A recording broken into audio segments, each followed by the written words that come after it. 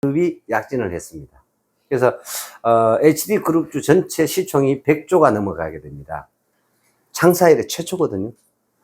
그렇게 해서 그런 것들을 보면서 그러면서 오히려 이제 그 삼성그룹 전체 주가는 오히려 끼집어 내려오는, 무슨 말인지 이해되시죠? 그래서 이런 것들을 보면서 흐름과 방향이 얼마나 중요한가라는 것들을 결국, 근데 또 한편으로 보면 두산이 뭐 두산건설부터 시작해서 두산바켓부터 시작, 두산 건설기계죠. 그 두산 인프라코어부터 시작해서 회사가 어려웠습니다. 유동수기에 빠지고 하면서 구조조정을 하게 되죠.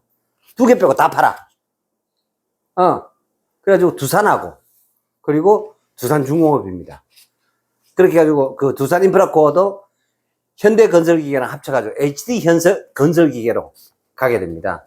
이런 식으로 M&A를 진행을 하죠. 그걸 아주 또 잘했습니다. 어찌됐든 간에 두산도 많이 떴지만 특별히 하여튼 그런 부분 쪽에 많이 뜨게 되고, 그 이슈의 중심에는 바로 뭐냐? 에너지가 있습니다. 에너지. ET가 있습니다.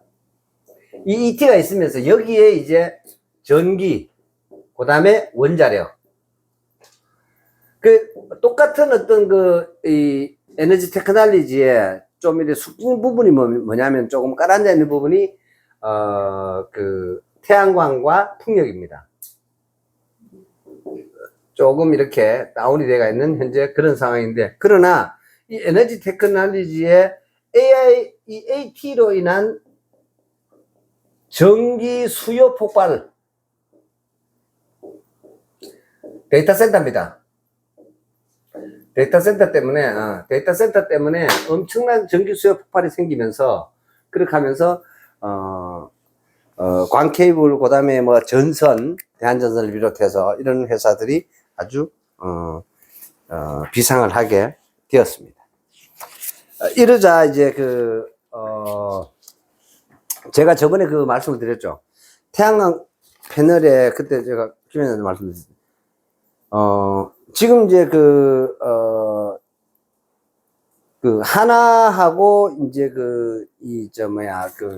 우리나라에 이제 태양광 이 셀을 제조하는 회사에서 더 효율성이 뛰어난 2배 정도 뛰어난 셀을 이제 개발을, 텐덤 셀이라 해가지고 이렇게 이제 개발이 완료가 되고 이제 상용화는 몇 년 안 남았다. 그리고 이제 지금까지 어떤 폴리실리콘으로 만드는 데서 또 하나의 어떤 덧대 가지고 수명도 더 길어지고, 그 다음에 효율도 2배가 되는 그런 어떤 제품을 생산을 해냈습니다. 그런데 그런 반면에 지금 현재 특허를 출원 중인데, 제가 저번에 한번 언급을 드렸을 거예요. 요렇게 딱 요 밑에다 거울을 딱 놔뒀더라고요. 면적 2분의 1, 가격 2분의 1, 발전량은 2배. 태양광 셀을 가지고. 요런 것도 지금 KS 인증을 진행하고 있다 하더라고요. 이렇게 해가지고. 이런 태양광 발전 패널도 현재 지금 진행을 하고 있습니다. 그래서 어찌됐든 간에 전기차가 비싸든 어찌됐든 간에 전기가 지금도 하여튼 이슈의 중심에 있는 것만큼은 틀림없습니다. 그래서 스테이블 이슈가 지난주에 계속 그랬고요. 그리고 그러다 보니까 그리고 이제 여기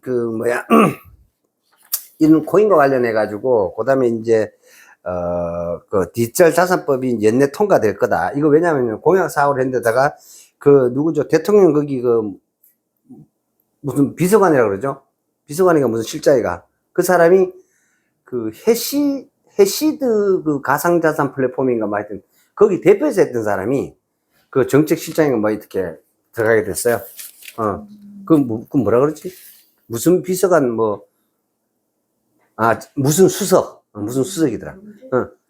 경수 말고 하여튼 그렇게 들어갔어요. 그렇게 해가지고 하여튼 이쪽으로 갈 것 같아요. 그러다 보니까 좀 더 이런 어떤 부분들이, 그러면서 이번에 이제 밸류업, 그리고 주주환원, 그다음에 배당 강화, 그다음에 세금 이런 어떤 부분들을 통해서, 그다음에 이제 상법을 개정을 통해 가지고 이거는 사실은 오랫동안 재벌 타파의 하나의 어떤 그걸 이렇게 하겠다고, 지금 지배 구조에 대한 손을 대겠다라는 거예요. 지배 구조에 대해서 이게 어찌됐든 긍정적인 효과가 났으면 좋겠는데, 어찌됐든 거기에 대해서, 그러다 보니까 자사주를, 지금 이제 겨우 대한항공이 아시아나 이제 인수, 전 세계적으로 오케이 받고 이제 해가지고 다시 좀 이제 자리 좀 잡으려 하는데, 요 상법 개정해가지고 사실은 조원태가 아직까지는 좀 자기 어떤 지배 그 경영권이 덜렁덜렁해. 지난번에 M&A 되고 뭐 한번 그 경영권 쟁탈전에 난리가 났었거든요. 그렇게 하다 보니까 이런 자사주를, 자기가 어떤 지정하는 26명 이사진들에게 이 직원에게 이제 이거를 이제 자사주를 지급을 해서 지금 거수기를 만들어 놓은 상황이야. 그러다 보니까 상법 개정 전에 벌써 바빠르게 움직이나 뭐 이런 기사들도 있었습니다. 아무튼 간에, 우리나라 증권주 중에, 시가총액 원래 가장 1위가 미래에셋 대우증권입니다. 대우증권과 합병을 하면서, 그래서 주수가 엄청나죠. 그렇게 해가지고, 또, 이번에도 여지없이, 미래에셋 주가도 약 한 80%, 거의 100% 정도까지 떠가고 있는 상황입니다. 그래서, 대부 지금까지 계속 그랬었던 것 같아요. 어찌됐든 간에 증권주들이, 정부가 바뀔 때마다 통상적으로 좋았다. 그래서 이제 거기다가 이제 우리나라의 이제 LLM, 뭐 솔트룩스라든가 코난 테크놀로지라든가 그다음에 네이버의 크로바엑스 같은 거 대규모 언어 모델입니다. 이제 이게 이제 실행에 대한 부분들이 이제 두각을 좀 나타내면서 솔트룩스라 하는 그 기업이 있습니다. 이 기업이 현재 LLM 서비스를 하고 있거든요. 적자예요. 서비스는 하고 있는데 적자예요. 근데 여기에 대한 어떤 미래 가치를 인정받아서 주가가 최근에 배정도 뜨게 되었습니다. 그런 반면에 또 지금 이제 뭐 국민연금 고갈에 대한 뉴스들이 엄청나게 나왔었죠. 그러다 보니까 조금 적게 받더라도 땡겨서 55세부터 받을 수 있는데, 그럼 매년 6% 차감이 가능한 거예요. 그러니까 그 고갈될 거니까 뻔하니까 이걸 좀 빨리 받을 수 있어요. 월 100만 원을 받을 것 같으면 70만 원을 받아요. 그 대신에 국민연금을. 그래서 이제 원래 그런 제도가 있었었는데, 그러니까 이제 조건이 이제 까다로운 거라 10년 이상 납입을 해야 되고, 그 다음에 55세 이상이 돼야 되고, 그 다음에 그 사람의 소득이 없어야 돼요. 그리고 또 뭐 어떤 어시스트를 받을 뭐 자녀들이나 이런 없는 이런 경우 특별한 케이스에는 미리 받을 수가 있다고 합니다. 예. 지금. 예. 그렇게 해서 우리 김 대표 받으시려고? 하고 있는 거 아닌가 지금? 지금도 하고 있거든. 예. 응. 원래 됐거든. 근데 그게 이제 폭발적으로 더 늘었대요 지금. 그 말을 하고 있는 겁니다. 그래서 어찌됐든 간에 우리나라가 그렇게 뭐 이렇게 얘기를 하던 이 원자력이 드디어 이제 좀 빛을 볼 것 같아요. 그러다 보니까 뭐 두산하고 그다음 두산 에너빌리티, 그다음에 한정기술, 그다음에 뭐 많아요. 이런 어떤 기업들의 주가가 지금 연일 지금 좋아지고 있습니다. 원자력과 관련해 가지고. 그렇게 하고 지금 미국 입장에서는 이런 거죠. 사실은 이제 러스트 벨트라 해 가지고 중북부예요. 중서북부겠다. 시카고 그쪽에 원래 옛날에는 1980년 뭐 70년 이때만 해도 엄청난 산업 지역이었어요. 5대5의 그 물을 끓여가지고 엄청나게 제조업이 강국이 미국이었습니다. 그래서 2차 대전 이기게 됐던 그 사람들이 전부 다 이런 IT 플랫폼, 이런 소프트웨어 쪽으로 가면서 더군다나 이런 어떤 부분들이 누가 더 싸게 공급을 하기 시작했냐. 대표적인 지금 선진국이고요. 신흥 강국으로 자리 잡은 게 바로 우리 한국입니다. 그다음 우리보다 좀 더 앞서서 일본요. 그리고 우리 지금 일본, 한국 그 뒤에 누군지 아세요? EU도 물론 들어왔지만 중국입니다. 지금 트럼프가 제조업 육성을 외치는 이유가 바로 그거예요. 표심 때문도 뭐 절대적입니다. 어찌됐든 간에. 그래서 무조건 제조업, 거기에 공약이었잖아요. 그래서 어찌됐든 간에, 미국에다가 와서 지어라. 그런데 이걸 탓할 수가 없는 게, 그래서 이게 이만큼 중요합니다. 문재인 정부에서 왜 실적을 했냐면, 이 인건비라가 얼마나 중요하냐라는 거죠. 미국의 제조업이 왜 다 사라졌을까요? 이것 때문입니다. 이게 얼마나 무서운 건지 아세요? 쉽게 말하면 인건비가 올라가면 뭐가 어떻게 돼요? 제품에 대한 제조원가가 올라가요, 내려가요? 제조원가가 당연히 올라갈 거 아닙니까? 그러면 뭐 하려고 내가 제조합니까? 수입해가지고 파는 게 맛이 더 좋은데 내 손 안 대고 코 푸는 거 아닙니까? 이해되시죠? 어떻게 보면 자업자득이야. 이걸 탓할 수가 없다는 거죠. 그런데 이제 중국은 얘기가 조금 틀려요. 중국의 제조원가를 강제적으로 낮춘 거야. 뭘로? 정부 보조금으로. 이해되시죠? 그러면은 WTO 협약에 어떻게 되냐 하면, 그래서 우리도 왜 반덤핑 제소 그런 얘기 들었죠? 왜 세탁기, LG 세탁기 제소 받아가지고 그거 G가 제네럴 일렉트릭으로 받아가지고 난리가 났었잖아요. 예전에. 그게 무슨 얘기냐면,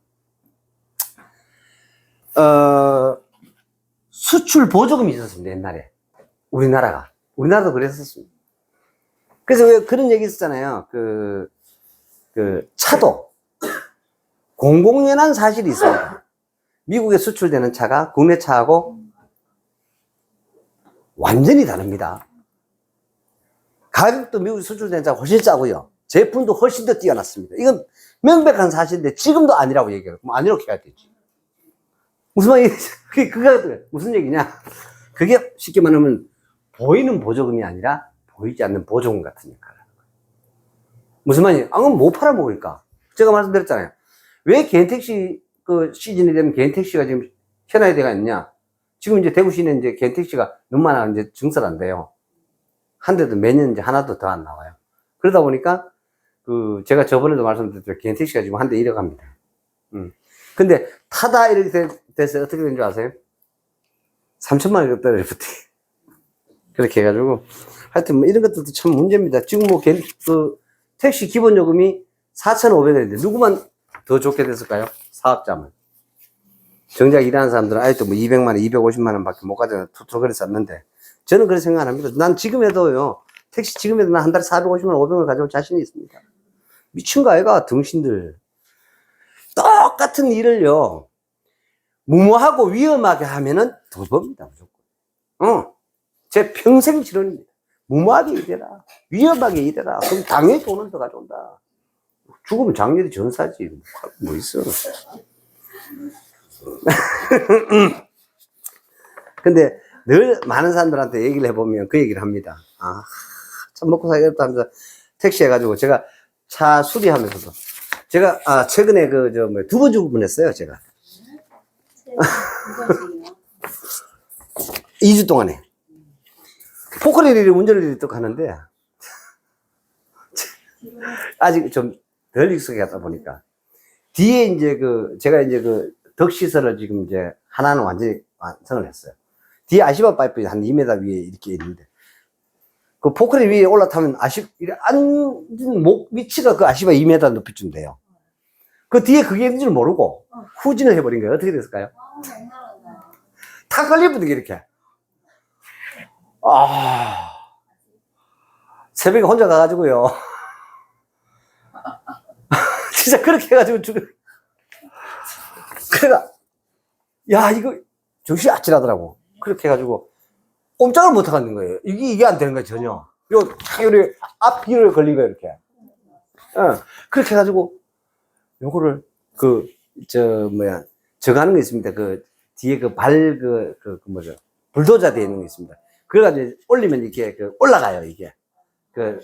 포크레인이. 그래, 그거를 딱 늘려가지고 싹 올리니까 저게 쭉 올라오는 거야, 이렇게 조금.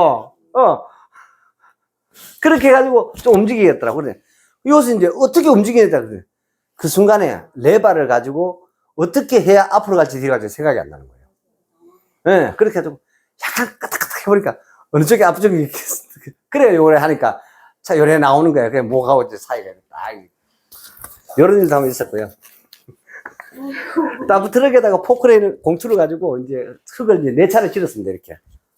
네 차를 딱 실었는데 이게 하단만 안 친 거예요. 뒤에. 발통 거기에. 사이드가 약해가지고. 이놈의 차가 막 내려가네. 그래가 공투 포크레인을 날아놓고 막 쫓아가 막 날아가 올라탔습니다. 그거 만약에 핸들 놓쳤다가 뭐 어떡할 뻔했어. 그거 막 내려가가지고 밑에 있는 차까지 그냥 아주 작살이 났을 텐데 브레이크를 밟아서 제가 세웠습니다. 야, 내가 아찔하더라고. 야, 참 감사하다. 그래서, 근데, 그런 순간이 좋습니다.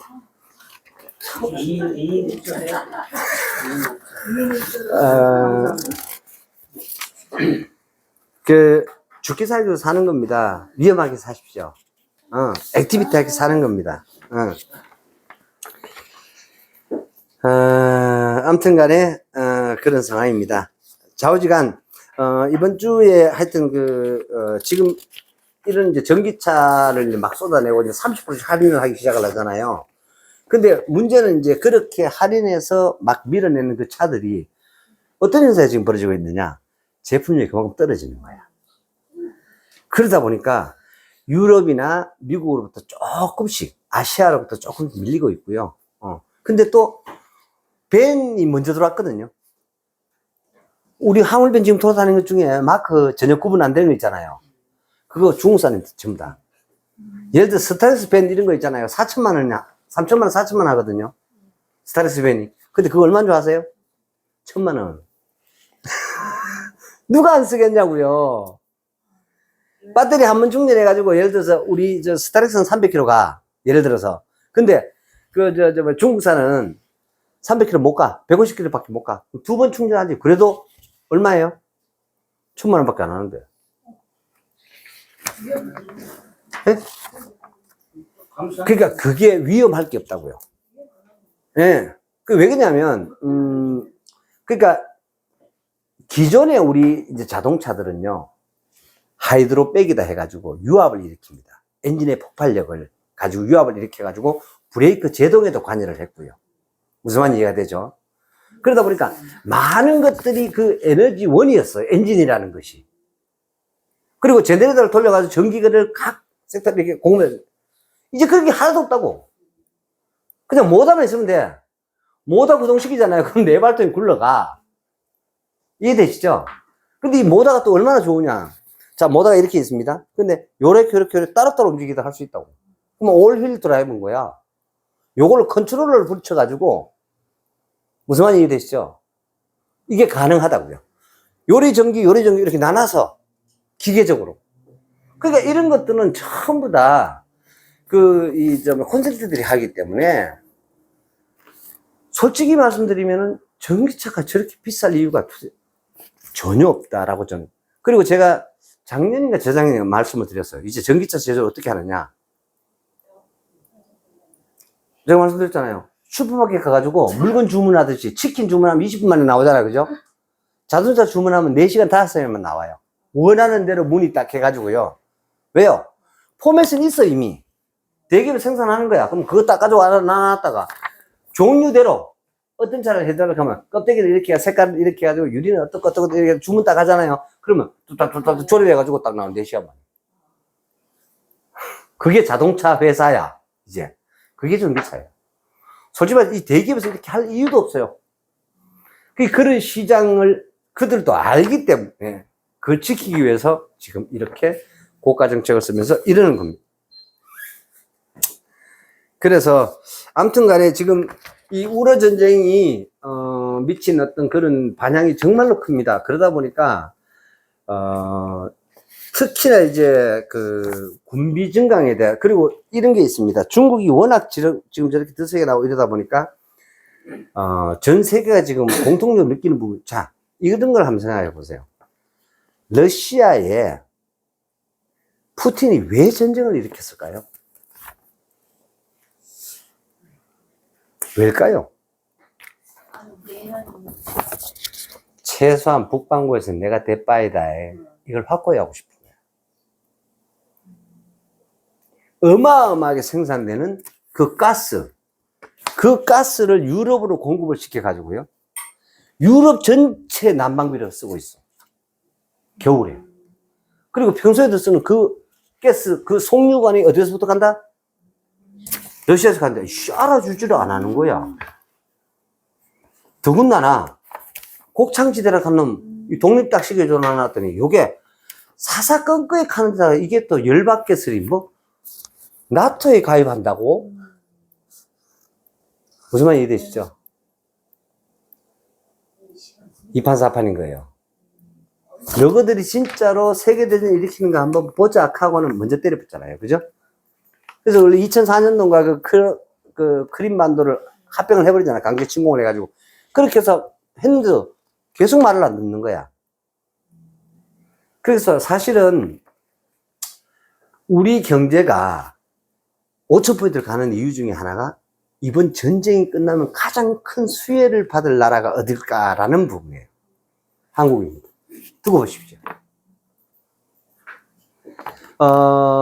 이 전쟁이 가져다 전쟁 경제학이라는 게 있습니다. 제가 그 말씀 드렸죠. 지금 현재 미국이 5년 동안 S&P가 쫙 갈 수 있는 핵심이 뭔지 아세요? 제가 이거 과거에 강의했었는데, 부시 대통령이 이라크 전쟁을 통해서 재래식 무기들을 다 털지 않았었으면 오늘날 미국은 없습니다. 그거 아세요, 여러분? 이 굉장히 중요합니다.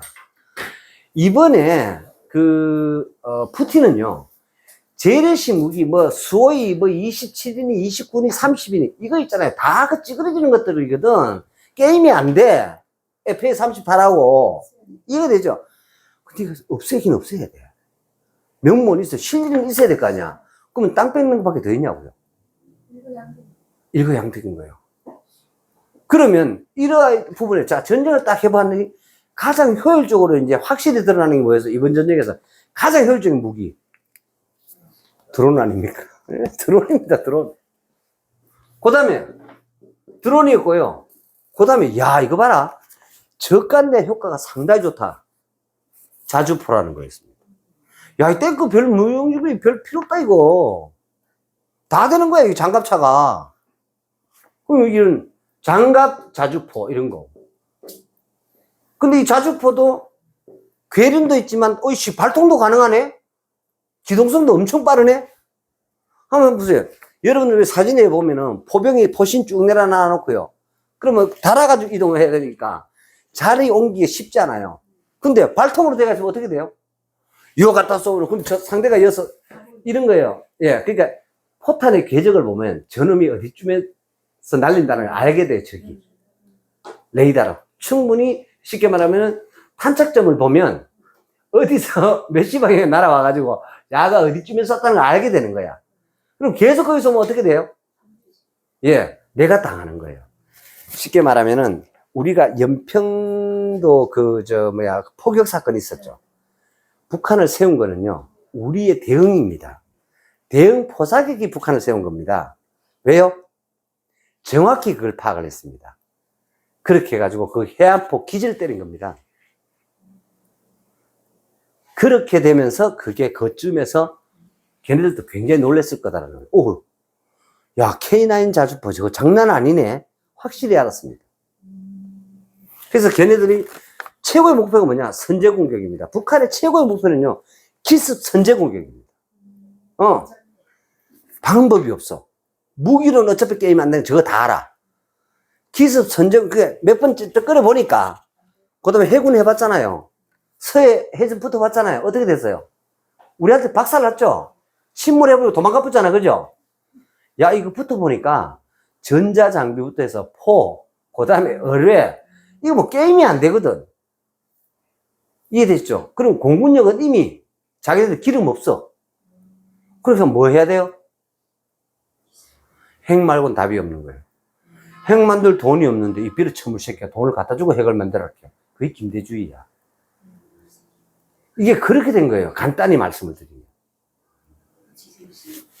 그게 지정신이냐고요. 이게 진짜 지정신이냐고요.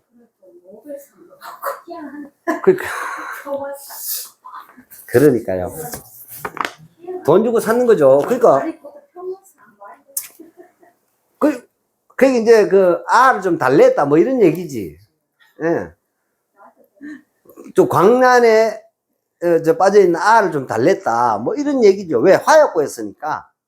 그래 어찌됐든 간에 이 우러 전쟁이 가져다 준 어떤 시사하는 바가 굉장히 큽니다. 그래서 이번에 이제 전쟁이 끝나게 되면 어찌됐든 간에 그런 어떤 부분들 때문에 지금 이제 방산주들이 많이 뜨고 있는데 그래서 이제 하나 에어로스페이스 같은 경우에는 이제 방산보다도 이 부분을 이제 사실은 더 보는 거예요. 스페이스 테크놀로지로 해가지고 우주항공.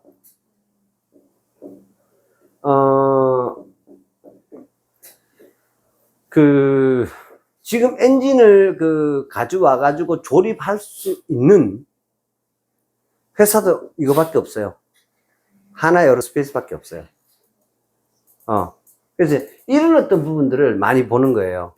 그리고 우주항공에 대한 어떤 그런 부분까지 같이 엎쳐져서 가고 있고요. 그 다음에 이제 두산에서도 이제 항공기 엔진 터빈, 가스 터빈 벌써 개발을 했기 때문에 이런 것들을 항공기 엔진으로도 가능하고 합니다. 어찌됐든 간에 이번에 이런 우리나라도 마찬가지입니다. 그동안 반복해서 제조를 했었습니다. 그죠? 이번에 이 우러전쟁 나기 전에 한참 전에 연평도가 아니고 그 뭐죠? 어디죠? 그 섬 이름 뭐고? 백령도. 거기 왜 폭격이 있었잖아요. 그죠? 연평도. 그 폭격이 있었을 때 K9 자주포 몇 대가 고장이 나가지고 발사가 안 됐던 거예요. 우리나라도 사실은요, 고철 저게 굉장히 많습니다. 지금. 뭔가 한 붙어야 돼, 지금. 아니요. 그럴 문제가 아니에요. 왜냐하면 이 재고가 너무 많아. 그런데 이거를 우리가 붙지 않고 회전할 수 있는 방법이 뭐예요? 그게 딴 나라 수출하는 거예요. 그 얘기를 하고자 하는 겁니다. 이거보다 좋은 방법이 없는 거예요. 우리가 실험을 해보지 않고 우리가 소비를 시키지 않고도 그럼 방사는 무조건 해야 돼요? 말아야 돼요? 무조건 해야 되는 거예요. 그래서 이번에 우리나라가 최고의 사실은 수혜 그런 어떤 부분들이 있었고 그 다음에 여러 가지 어떤 우러 전쟁이 끝나고 나서 그럼 자 우리가 우크라이나에도 뭐 줬죠? 바이든 정부에서 해가지고 뭘 줬습니까? 105mm, 115mm, 155mm 뭘 줬습니까? 포탄 줬잖아요. 그렇게 하니까 우리도 우크라이나 재건 산업에 뭐가 있다? 지분이 있다 없다? 있다 이 말입니다. 이재명 때문에 5,000% 가는 거 아니에요? 이 얘기를 하고 싶은 겁니다. 제가 우크라이나 재건에 지분이 있는 거야. 그 다음에 러시아 입장을 한번 보자는 얘기죠. 전쟁이 딱 끝났어. 러시아는 피해 없나요? 지금까지 이제 재고 소진 싹 다 했어. 새로운 거 갖다 드릴 것 같으면 가격 경쟁력이 있고 가격은 지금 뭐 K9 자주포부터 시작해서 탱크부터 실력 좋고 이런 것들 있잖아요. 비행기부터 시작해서 많은 것들을 바꿔야겠는데 어느 나라가 가장 부각될까요? 이것도 한국입니다. 근데 러시아에 우리 지분이 있어 없어요? 있어요. 있어요. 현대자동차를요 1원에 팔고 나왔거든요. 다시 산다는 조건에. 우리 지분이 있습니다. 뉴스에 다 나갔었거든요. 우리 지분이 있고요. 러시아에 또 우리 과거에 고르바초프 시절에 우리가 차관을 30억 달러를 줬다가 푸틴으로부터 결국에 다 받긴 받았어요. 아주 오래전. 그러니까 이자도 사실 못 받은 거야. 근데 왜? 디폴트 선언을 해버렸으니까. 근데 어쨌든 다 받았어요. 이번에 또 러시아는 빚이 사실 우리나라에 좀 많아요. 여러분들은 제가 이런 거 말씀을 드렸는데 한 4년 코로나 전인가 하여튼 코로나 이후 금방 시작된 건 얼마 안 있어가지고요. 쇠빙선 있죠. 삼성중공업에다가 쇠빙선 수조 원치를 발주를 했었습니다. 그거 다 캔슬했대요. 빚이 있습니다, 여러분. 그래서 이제 뉴스들을 이렇게 쭉 해보면은, 그러니까 전쟁이 터지고 난 다음에 이제 쉽게 말해 재건 산업이죠. 거기다가 우리가 그래서 이제 이런 거요. 다 그냥 이렇게 도와주고 그냥 저거 하는 거 아닙니다. 유럽도 마찬가지고, 그 다음에 영국, 뭐, 프랑스, 뭐, 이런 나라들은 우크라이나나 아니면은 또 뭐, 러시아의 다양한 어떤 형태로 그냥 저거 하는 게, 도와주는 게 아니고, 자기네들의 어떤 재건 어떤 그런 부분에서 제일 큰 게, 자, 우리나라도 한번 보십시오. 부동산 경기 침체가 지금 전 국민의 어떤 그 GDP, 국민 총생산에 지금 미치는 게 굉장히 커요. 서울 일부 지역만 하고, 뭐, 이하고 앉는, 그거 가지고 답이 안 나오잖아, 그죠? 이런 상황에서 돌파구 필요해 안 해요? 전후 재건 산업이 제일 유리한 회사가 어딥니까? 건설회사 아니겠습니까? 그죠? 그러니까 요즘 건설회사 주가가 조금씩 가. 이유가 뭘까? 전쟁이 끝나간다는 뜻입니다. 여러분, 이런 거예요. 두산에서, 세계 최대의 가스터빈을 개발을 했다라는 것은 이미 그전에 자기네들 이미 알았어. 근데 발표 나기 전에, 발표가 최근에 난 거예요. 그럼 자기네들은 이미 언제 이 개발을 완료했다? 1년 전에. 그래서 두산 주가 1년 전과 지금을 한번 보세요. 그런 겁니다. 그렇게 하기 때문에 항상 그래서 뉴스는 다 가짜인 거예요. 100% 다 가짜입니다. 그럼 그거 뉴스를 보고 들어가서는 뉴스를 보고 시장을 판단할 줄 알아야 됩니다. 흐름을 판단을 해야 되고, 방향을 판단해야 되고. 그래서 그런 부분들 굉장히 중요하다. 그리고 요번에, 누구더라? 기관들은 SK 하이닉스를 샀는데, 이번에 증시가 하는데, 국민연금이 집중적으로 산 기업이 있습니다. 카카오. 그래서 그 뭘 의미하느냐? 이 AT에 카카오가 이제 김범수 많이 맞았잖아요. 많이 혼났잖아요. 이제 다시 정신 차리고. 그 다음 또 있어요. 지금, 한한령이 아마 요게 이제 한두 달 안 남았을 겁니다. 이재명이 정신 좀 차리고 나서요. 그 다음에 서서히 이제 본색을 드리고, 예를 정비해가지고요. 이거 한한령 중국이 먼저 발표하거나 아니면 하나의 해지를 통해 가지고 그동안 경색됐던 많은 것들이 이제 풀려지고 물밀듯이였던 중국에. 그래서 제가 그게 걱정이에요. 그럼 그렇게 해가지고 트럼프 딱 보고 요 새끼 요런 짓을 하는구나. 요래 딱 돼가지고 어쩌면 이게 국기가 좀 위에 요런 짓은 안 해야 될 텐데 약삭 빨라가지고 그런 짓은 안 할 것 같아요. 약가 빠져가지고. 그래서 하여튼 이게 해지가 될 것이기 때문에 당연히 K-뷰티 화장품, 그 다음에 이제 K-컨텐츠들, 뭐 이런 것들, 그렇게 해가지고, 어찌됐든 간에 우리는 중국하고도 보면은 좀 미국하고도 친해져야만 하는데, 이런 부분들에서, 잘 어떤 그런, 기술적이고 비교적인 어떤 그런 부분들을 잘 해나가야 되는 그런 상황과 그런 시기에 있지 않은가라는 생각을 합니다. 제가, 오늘 이제 뭐 주식과 관련돼가지고 다양한 얘기들 많이 했는데, 사실은 할 얘기 너무 많아가지고요. 이게 이제 돈과 관련된 부분에서, 그래, 오늘은 이제 거의 대부분 이제 주식과 관련된 얘기들을 제가 오늘 말씀을 많이 드렸습니다. 그렇게 해가지고, 언제 한번 기회가 되면은, 그래서,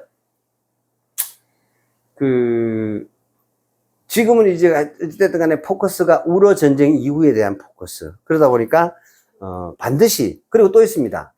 우리나라에서 독자적으로 원전 건설을 할 수 있는 건설회사가 어딜까요?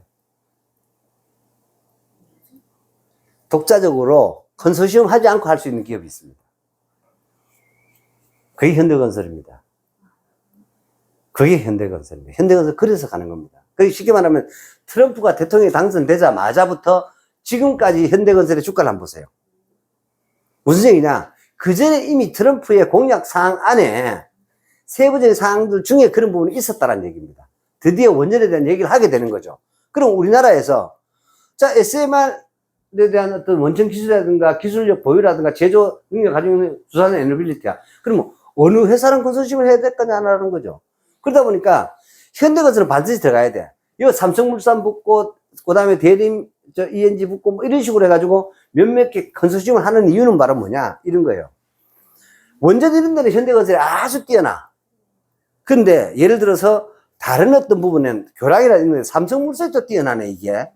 무슨 말인지 이해되시죠? 현대건설도 뛰어난데 어떤 실적이나 대외 신은 이런 것들이 좋아. 그러다 보니까 서로 나눠먹기 하는 겁니다. 그래서 뭐 8, 나머지 20%는 그러면 서로 업적 나눠먹기잖아, 그죠? 그래서 그런 어떤 부분들을 통해서 결국 어찌됐든 간에 해외적인 어떤 그 국제 무역 말고 무역 외의 어떤 수지들의 어떤 회복과 보다 우러 전쟁에 대한 어떤 그런 전쟁이 곧 끝날 거기 때문에 아마 우리나라가 가장 큰 수혜가 있지 않을까라는 생각에서 제가 이 정권하고 사실은 저는 상관이 없이 지난번에도 제가 5,000%를 말씀을 드렸던 거고요. 그리고 또 우리가 그런 부분에서 어떤 나라보다도 모르고 무식하니까 어때요? 과감하고 무모할 수 있잖아요. 그러다 보니까 온 국민들이 빨리 끌어. 그러다 보니까 그 동력으로 5,000% 가버립니다. 계획 가지고 가는 거 아니에요, 5,000%는. 다 끌어야 돼. 그래야 넘쳐버리는 거지. 그래서 5,000%를 가게 될 것으로 생각합니다. 자꾸 이제 이재명이가 지가 5,000%를 가는 것처럼, 이 야들은 자꾸 말을 해놔가지고 자기네들이 한 것처럼 얘기를 하더라고. 근데 보수 애들은 이걸 못해. 얼빵해가지고. 참 너무 안타깝습니다. 그런 부분들. 그게 아니다라는 얘기를 오늘 주제로 또 하면서 혹시 질문 있습니까?